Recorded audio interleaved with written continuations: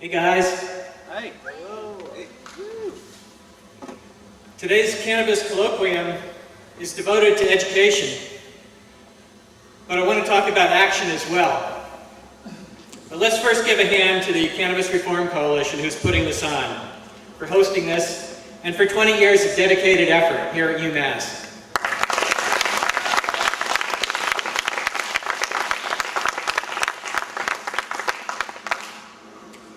As many of you know, I'm helping to coordinate the Freedom Bus Caravan. When we started planning more than a year ago at this point for the round of marijuana protests at the protest of the presidential candidates, we understood the great potential for street activism to emerge during the campaign.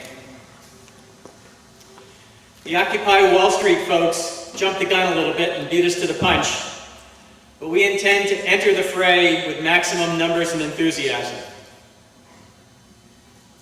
Civil rights has its place, along with economics, in the national dialogue. It's a central place.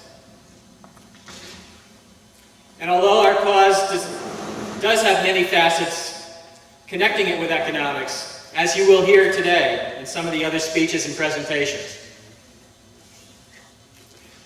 We actually haven't heard this week when the election is going to happen in New Hampshire. They were supposed to have the announcement a couple days ago, but they're still negotiating. So I don't have a date for that, but the Freedom Bus Caravan gets rolling right after Thanksgiving and goes right through the date, whenever that happens to be, which may be late December or mid-December or hopefully later into January. Our goal is to get protesters to every campaign stop of every candidate, and our goal is to be the largest advocacy movement on the ground in New Hampshire. Our goal is to put the issues squarely before the American people on the front burner of American politics. Legalization is coming. Woo. Legalization is coming with a lot of work on our part. We're the ones who are going to do it. In the next couple of years, legalization referendum will be on the ballot. We'll be breaking out in a number of different states all across the country. You'll be hearing more about that today, too, in some of the other speeches.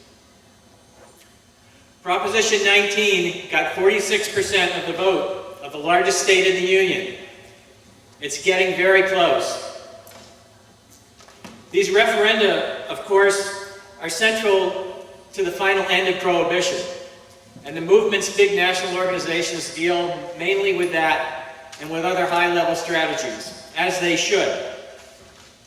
It's actually been a huge challenge for those of us working with grassroots citizens activists to reach out to them for support. But we're not really at odds. All of our tactics are synergistic. Citizens activism has a great place to play in this movement. By putting it on the agenda, by making it a priority, we're building momentum. More activists get involved, more politicians have to make a choice, and more will be making the right choice. Citizens get the bandwagon rolling, the media pays attention, and some of the political class gets budged off their fence. And as an added benefit, a lot of the first-time activists get a lot of hands-on experience in practical politics, which will come in handy in the referendum campaigns ahead.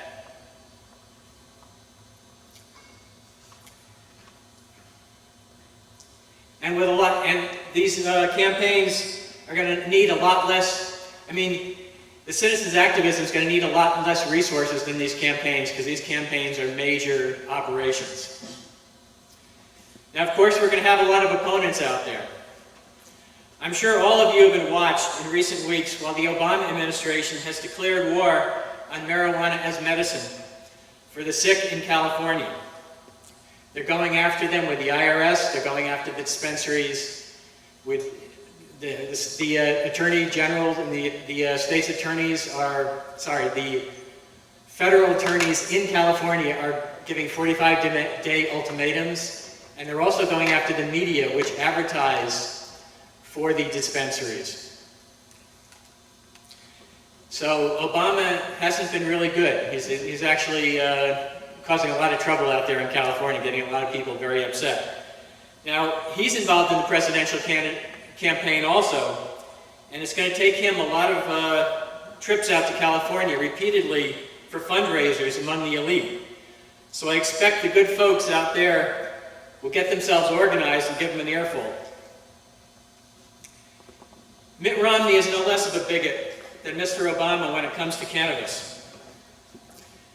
Now, we use the word bigot here in the precise dictionary definition, not some random name calling.